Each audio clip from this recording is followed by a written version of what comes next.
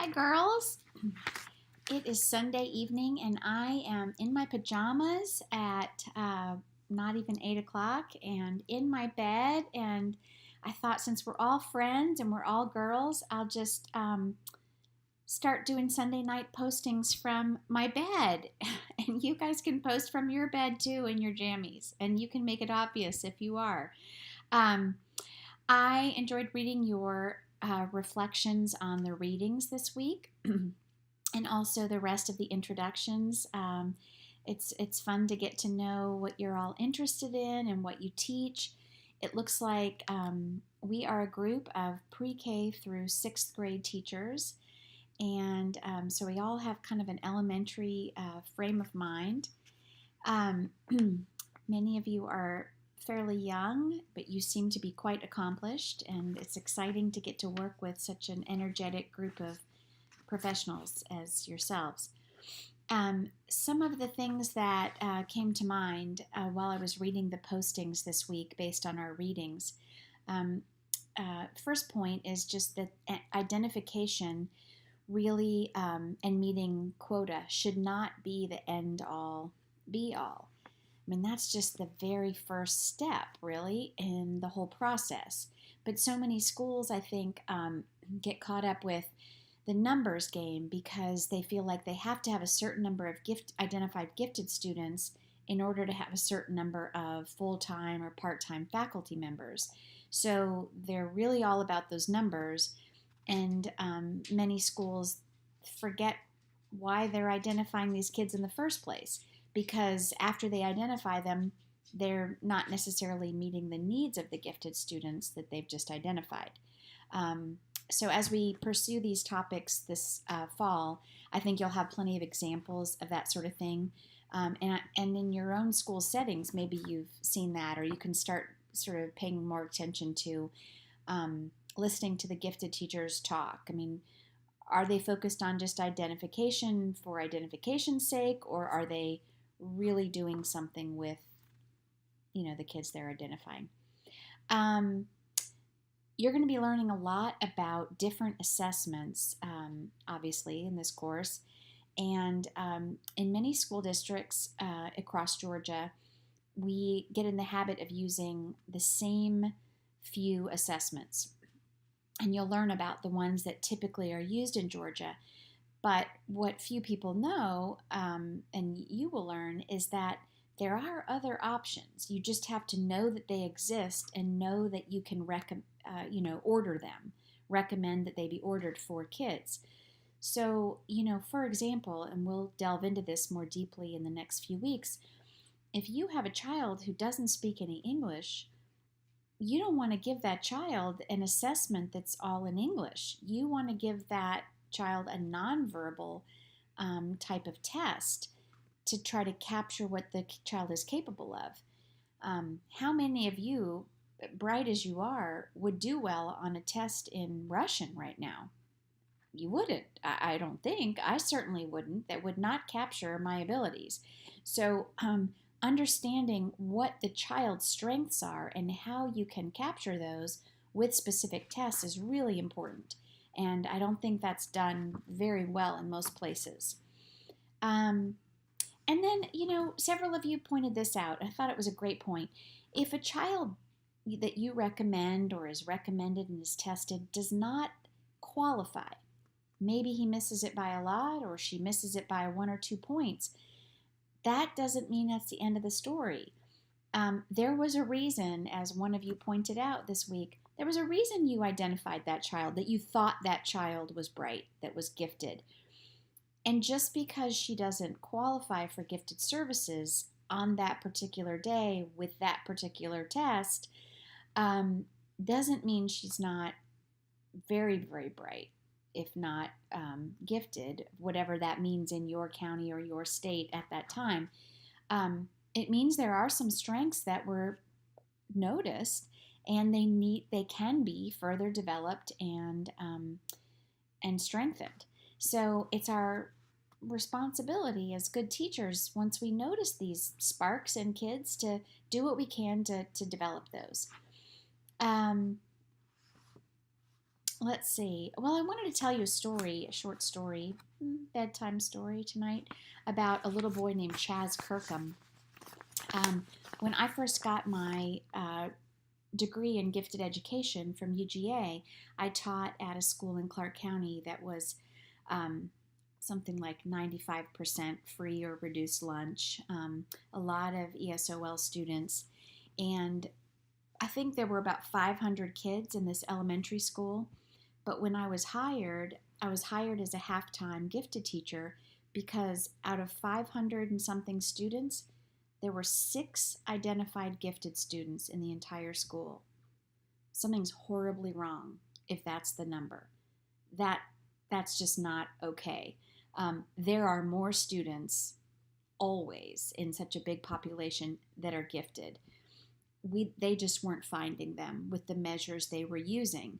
Um, or it was part of the perception that many teachers still have that um, gifted students are polite and sweet and they sit still and they do their work. They're the people pleasers. They have good manners. They're dressed nicely. They're not daydreaming or out of their seat. Those are the students, the people pleaser types, that get nominated most often. It's the sweet, quiet, polite ones that get nominated. But so often, as you may already know, it's the wild, out of their seats, can't focus, can't get their work done kids that are highly gifted.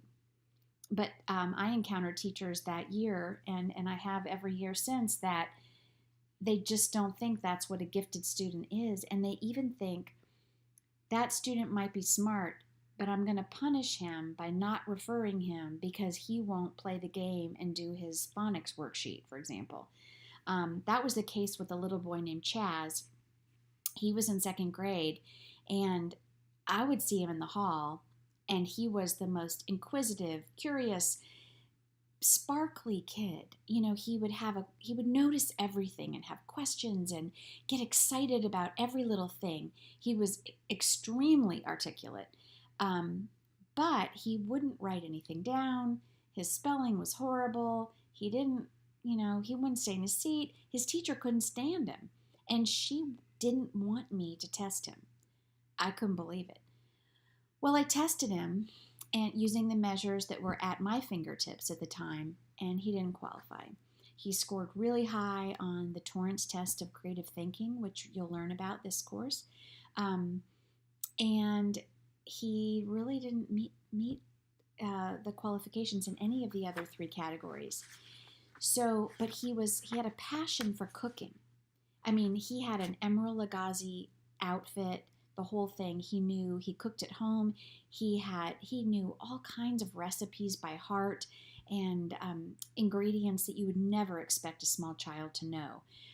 So with the permission of my principal, we had a daily announcement time in the morning, and I started a weekly Chaz's cooking show with this little boy, and he would go on the air and he would explain what he'd be preparing that day, and we would film him making it. He would pick a couple kids to be his assistants, and it was a way to show his passion to the rest of the school. And little by little, it started to get the attention of teachers who saw that this child, in a certain within a certain topic, cooking, he was so focused. He was motivated. He wanted to write things down correctly. So his spelling, his grammar, his punctuation improved. His handwriting improved. His presentation skills improved. He would do anything for that cooking show, and it became a great carrot.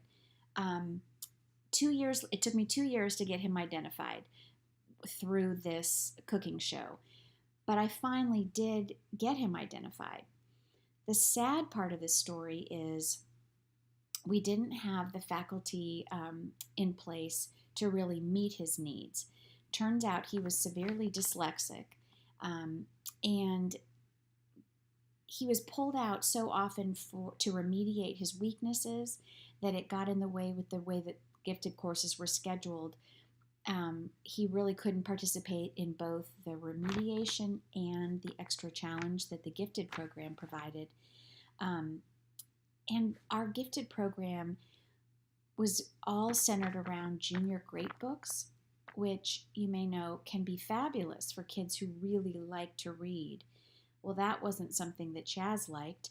And so when he could participate in the gifted program, he didn't even like it. It was a total drag. So, as we'll learn in this course, you need to understand the child's strengths in order to pick the right assessments to capture those strengths. And then, when you do get the child to qualify, if he or she qualifies, then you plan the instruction, the programming with those strengths in mind. And it's not always done that way. It makes sense if you think about it, but somehow it's not always carried out that way. But we'll be talking a lot about that. And you know, I kind of alluded to this, but all gifted students do not have the same strengths, and several of you pointed this out. There's no one program that's going to meet everyone's interests and strengths. And I think gifted teachers, like every other teacher, you've got to be flexible. So Chaz is going to need one thing, and Phoebe's going to need something totally different. And we got to figure out a way to give it to them so that they stay engaged and motivated and further develop their talents. Let's see, I'm looking at my notes here. I also was thinking as I was reading some of your comments, you know, so many of us at the beginning of the year, when you get your new class, your roster, you are encouraged to or mandated to read the files of the students that are coming in. And the things that you typically that are highlighted for you to focus on are the weaknesses. You need to know which children cannot pay attention, cannot sit still and need alternate sorts of seating.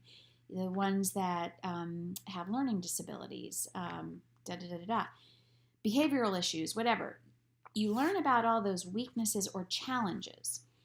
But imagine if you got your roster and that stuff was hidden, maybe, and you were told instead, this child is so bright, so imaginative, so creative, you know, they were all positives. How you might approach the child differently. I don't know. I think I'm guilty of this too. When I learn about the challenges, sometimes it affects how I approach the child in the beginning. I really don't want that information. I want to form my own judgment. I want to focus on the strengths, and then as the challenges become apparent, figure out how to use the strengths to help remediate the weaknesses. Okay, so in week 2, you're going to be learning a lot about validity and reliability. And those two things are so often confused. And by the end of week 2, or at least week 3, I think you'll all have a much better understanding of those concepts, the way those play out in schools and in testing. And you'll probably have multiple opportunities right away to help correct misconceptions about those two. They're used incorrectly all the time in school settings. I hope you will all have a wonderful Halloween, whatever you are doing, and a great start of the month of November. I can't believe it's November. I'm stressing about Christmas already. But I hope you're not, and I hope you'll all stay healthy, and if you're not, you're going to get healthy as we go through this course. Keep posting the comments. I love getting to know a little bit about each of you. Several of you wrote to me about Louisiana connections or LSU fans or whatever. I love it. And if you've got questions for me, keep them coming. All right, thanks. Bye-bye.